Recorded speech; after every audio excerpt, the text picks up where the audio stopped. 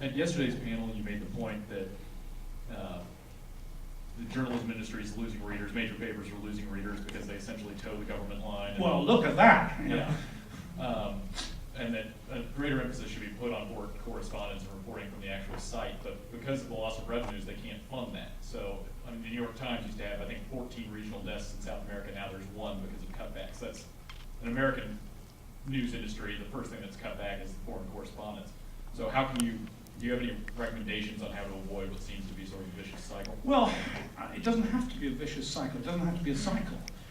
You know, there's two issues here really about the internet, which I not only love, but which I know has got me a lot of American readers.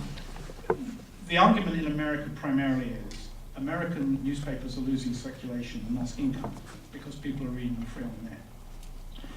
Talking to Americans, I'm talking about hundreds and hundreds of them, I don't think that's true. I think American newspapers are so bad, the writing is so cowardly, and that's just, I mean, I was reading the Wall Street Journal this morning, and I'm littered with officials say, I think people are going to the internet to find something different because they know they're being fed pap.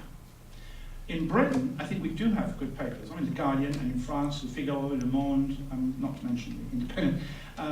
I think there the problem is that people are reading us free and they're not going to prepare to, you know, because recession is in Britain, because of subprime loans and so on. I think there the problem is that people who don't have money, the first thing that goes off the list is newspapers.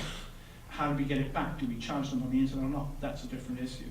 One of the major problems I have is that again and again, particularly in the United States, and I've been coming here sometimes 2 times a month, over and over and over, is the person who stands up, we have a right to free information. You do not have the right to make us pay. To which my reply is always, so who's going to pay my flight from Beirut to Cairo next week? You know, this is a real problem, and this whole freedom of information thing is great, but we're just going to stop writing because you're not going to have us anymore. Maybe you don't want us, that's fine. But, well, it's not fine for me, but it may be for you.